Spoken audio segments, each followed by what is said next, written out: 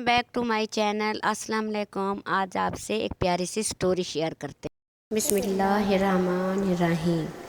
एक रात हजूर नबी करीम सल्लल्लाहु अलैहि वसल्लम अपनी बेटी हज़रत फ़ातिमा रज़ी अल्लाह ताला अन्हा के घर गए।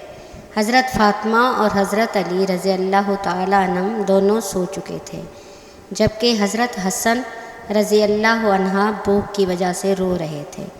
रोने की आवाज़ सुनकर हज़रत फ़ातिमा रज़ी अल्लाह ताला अन्हा उठने लगीं तो हजूर सल्लल्लाहु अलैहि वसल्लम ने बेटी फ़ातिमा से कहा कि तुम लेटी रहो, और फिर ख़ुद हजूर सल्लल्लाहु अलैहि वसल्लम ने एक बर्तन लिया और बीच आंगन में खड़ी एक बकरी का दूध निकाल कर हज़रत हसन रज़ी अल्लाह ताला अन्हा को अपने हाथ से पिलाया।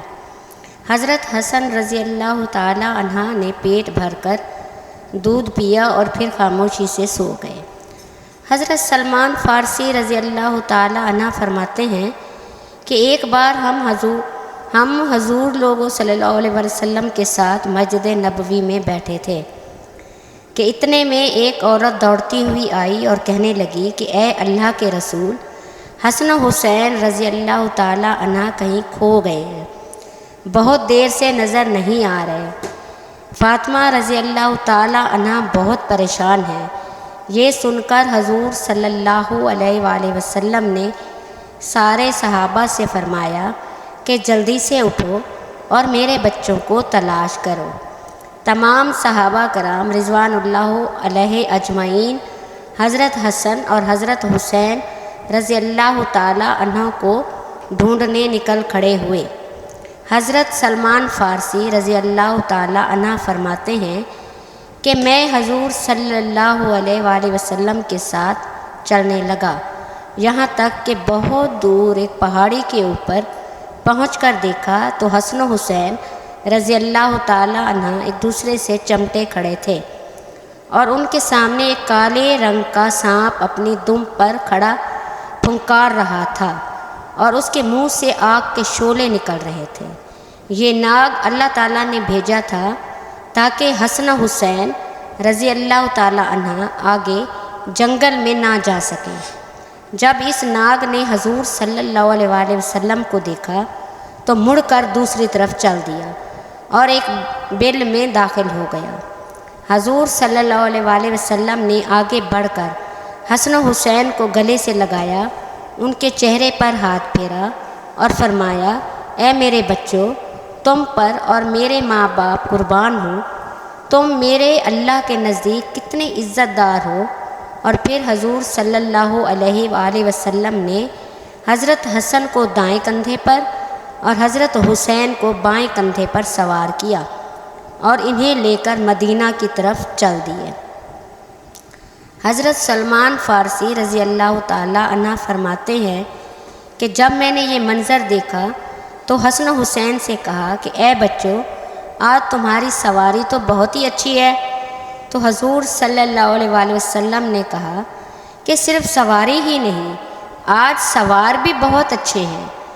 हजूर सल्लल्लाहु अलैहि वसल्लम एक बार अपने कुछ सहाबा के साथ किसी के घर दावत पर तशरीफ़ ले जा रहे थे कि रास्ते में हज़रत हुसैन रज़ी अल्लाह ताला अन्हा को देखा। आप खेल में मशगूल थे। नबी करीम सल्लल्लाहु अलैहि वसल्लम लोगों से आगे बढ़े और अपने हाथ फैला दिए। हज़रत हुसैन इधर उधर भागने लगे। आप सल्लल्लाहु अलैहि वसल्लम उनको हंसाते रहे, यहाँ तक कि उनको पकड़ लिया। आप सल्लल्लाहु अलैहि वसल्लम ने एक हाथ ठोड़ी के नीचे और दूसरा सर के ऊपर रखा और बोसा लिया और फरमाया, हुसैन मुझसे है और मैं हुसैन से हूँ। अल्लाह ताला उस शख्स से मोहब्बत करता है जो हुसैन से मोहब्बत रखता है।